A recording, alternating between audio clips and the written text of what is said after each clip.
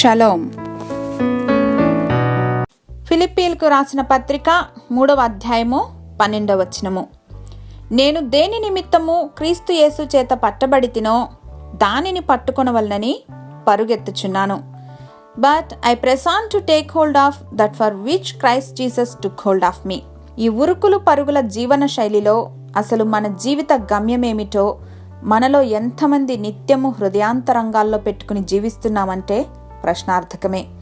గుర్తుంచుకోవాల్సింది, if my God sent me, he will also equip me for the task I have sent for. కాబట్టి లోకంలో ఉన్నదంతా శరీరాశ, నేత్రాశ, జీవపు డంబమని ఎరిగి మనం ఎందు నిమిత్తం దేవుని చేత పట్టబడ్డామో దానిని గురిగా పెట్టుకుని జీవిస్తే దేవునికి మహిమ, మనకు ఆశీర్వాదం.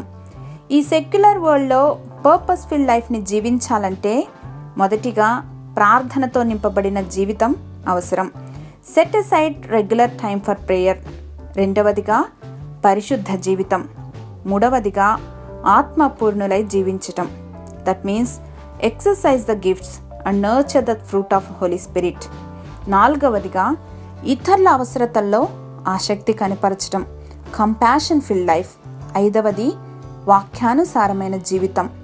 ఒక అథ్లెట్ ఏ విధంగా అతని గురిపైన ఏకాగ్రతను నిలుపుతాడో మనం కూడా గడిచిన కాలం పైన కానీ, మన చుట్టూ ఉన్న పరిస్థితులపైన కానీ మన దృష్టిని మరల్చకుండా గురివైపే ఫోకస్గా కలిగి జీవిద్దాం.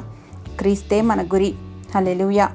మా దేవా, మా తండ్రి, క్రీస్తును కేంద్ర బిందువుగా కలిగిన జీవితం సార్థకం, సాఫల్యమని మాకు నేర్పినందుకు వందనాలు తండ్రి.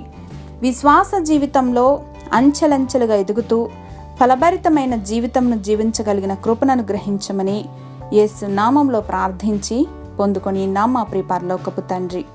ఆమేన్.